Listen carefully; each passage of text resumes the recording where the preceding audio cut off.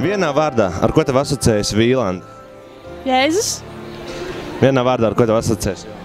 Jēzus, jā. Metro. Tā ir mana draudze.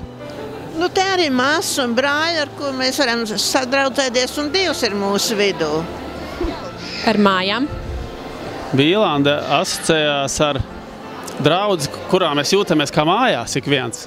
Vismaz es jūtos kā mājās, jā. Nu, man liekas, ka viņi ir draudzi, kas ir līdzīgi drusciņi jauniešu klubiņam. Nu, Vīlanda ir Igaunijas pilsēta viena, jā. Nu, Vīlanda ir tā, kur pēc Almers Ludvigs savā laikā pārnāca šeit pa mācītāju, jā. Mēs atnācām viņam līdzi, jā, un nu, tie ir patīkami, te ir daudz jauku lietu. Ar draugiem? Ar patiesu prieku. Vīlanda ir man garīgā ģimene. Mūzika? Kafiju. Svētdienas skolā. Ar sadraudzību, jaukumu, mīļumu, smiekliem, labu garastāvokli un superīgiem cilvēkiem. Silti. Oi, viesmīlība, mīlestība.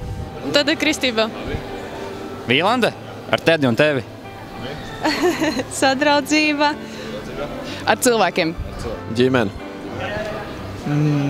Kristības, ne? Metro. Ar mājām. Draudzami. Ar šīm skaistām telpām un ar kafejnīcu. Skaidrība.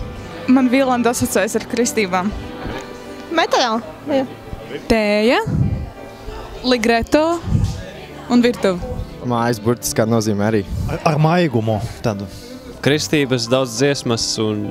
Vīlanda ar viesmīlību, labestību, ar pateicību tam kungam. Vīlanda ar draudzi. Tās ir manas otrās mājas.